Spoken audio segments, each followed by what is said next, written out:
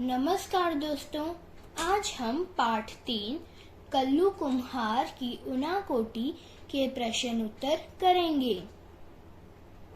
प्रश्न 1। ऊनाकोटी का अर्थ स्पष्ट करते हुए बतलाएं कि यह स्थान इस नाम से क्यों प्रसिद्ध है। उत्तर। ऊनाकोटी का अर्थ है कोटि अर्थात करोड़ से एक कम। यह स्थान इसलिए प्रसिद्ध है क्योंकि यहाँ चट्टानों से बनी हुई शिव की 1 करोड़ से एक कम मूर्तियां हैं। प्रश्न 2।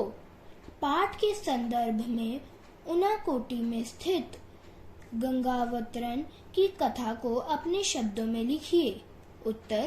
पाठ में बताया गया है कि ऊनाकोटी में एक विशाल चट्टान पर भगीरथ ऋषि की प्रार्थना पर स्वर्ग से पृथ्वी पर गंगा के अवतरण की पौराणिक कथा को चित्रित किया गया है।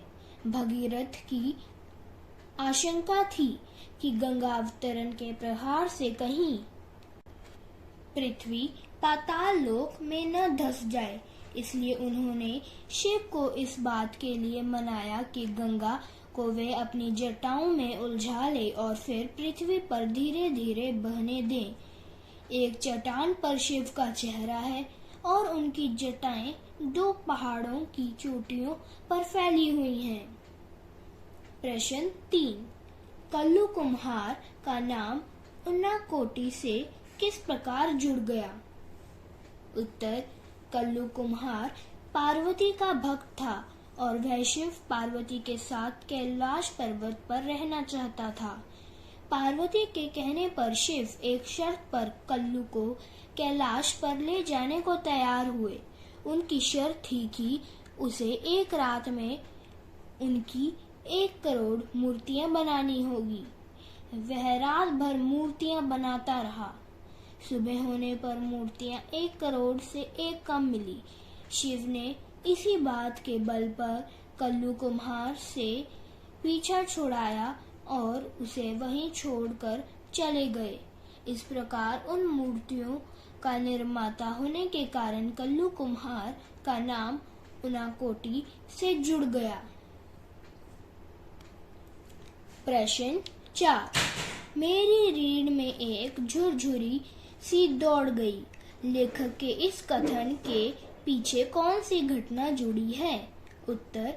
लेखक सीआरपीएफ की हथियारबंद गाड़ी में अपनी टीम के साथ राष्ट्रीय राजमार्ग 44 पर टिलियामुरा से मनु नदी की ओर जा रहा था। रास्ते में जब एक सुरक्षा कर्मी ने उनको 2 दिन पहले की एक घटना बताई जिसमें विद्रोहियों ने उसी जगह पर उनके एक साथी को मार डाला था, तब उस सुंदर एवं शांतिपूर्ण दिखने वाले जंगल में इस प्रकार की घटना के होने के विषय में जानकर उसकी रीढ़ में एक झुरझुरी सी दौड़ गई। प्रश्न 5। त्रिपुरा बहुधार्मिक समाज का उदाहरण कैसे बना। उत्तर। त्रिपुरा में बिहारी लोगों के आकर बसने से वहां की जनसंख्या बहुत अधिक हो गई। वहां अनेक जातियों और धर्मों के लोग आते हैं और वहीं पर बस जाते हैं। इस कारण यह राज्य बहुधार्मिक समाज का उदाहरण बना है। प्रश्न 6। टिलियामुरा कस्बे में लेखक का परिचय किन 2 प्रमुख हस्तियों से हुआ। समाज कल्याण के कार्य में उनका क्या योगदान था।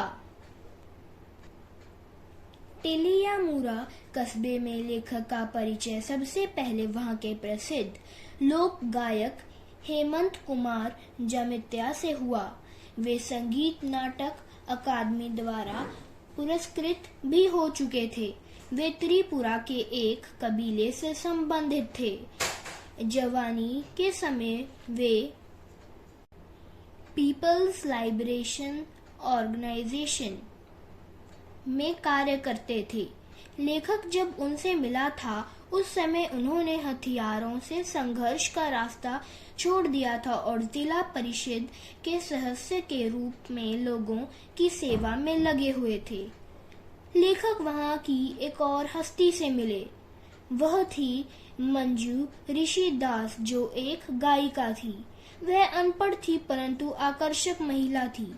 वह रेडियो कलाकार होने के साथ साथ नगर पंचायत में अपने वार्ड का प्रतिनिधित्व भी करती थी। उन्होंने अपने वार्ड के लिए स्वच्छ पेयजल और गलियों में ईंटें बिछाने का कार्य करवाया। प्रश्न 7। कैलाश शहर के जिलाधिकारी ने आलू की खेती के विषय में लेखक को क्या जानकारी दी? कैलाश शहर के जिलाधिकारी केरल से आए एक नौजवान, मिलनसार और उत्साही व्यक्ति थे। उन्होंने लेखक को आलू की खेती के विषय में जानकारी देते हुए बताया कि आलू की बुआई के लिए सामान्यतः पारंपरिक आलू के बीजों की प्रति हेक्टेयर 2 मीट्रिक टन की जरूरत पड़ती है। बरकस TPS की केवल 100 ग्राम मात्रा ही 1 हेक्टेयर के लिए पर्याप्त है। TPC अर्थात true potato seeds Assam, Mizoram, Nagaland, Arunachal Pradesh, Bangladesh, Malaysia, Vietnam आदि को भी निर्यात किया जाता है। प्रश्न 8।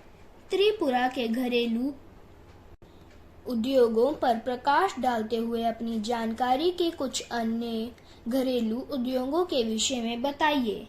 उत्तर। त्रिपुरा में जूते बनाने, तबला और ढोल बनाने, आलू की खेती करने और अगरबत्तियां बनाने के लिए बांस की पतली सिंकें तैयार करने जैसे घरेलू उद्योग हैं। मोमबत्ती बनाना, साबुन बनाना, खिलौने बनाना आदि अनेक घरेलू उद्योग भी किए जा सकते हैं। धन्यवाद दोस्तों।